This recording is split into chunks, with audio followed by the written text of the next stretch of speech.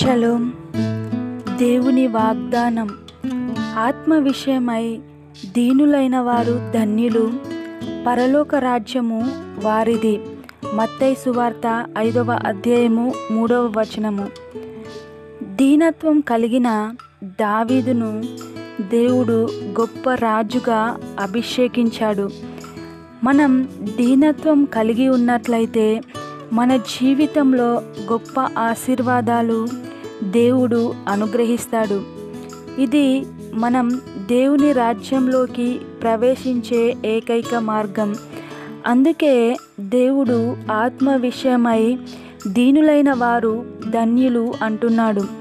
ఈ ధన్యులు తమ గురించి గొప్పగా భావించే వాళ్ళు కాదు, తక్కువగా ఎంచుకునే వాళ్ళే. వినయ మనస్సు అనే ఈ గుణాన్ని దేవుడు చాలా విలువైనదిగా ఎంచుతాడు. ఇలాంటి మంచి గుణం స్వతహాగా స్వభావ సిద్ధంగా మనలో ఇది ఖచ్చితంగా లేదు.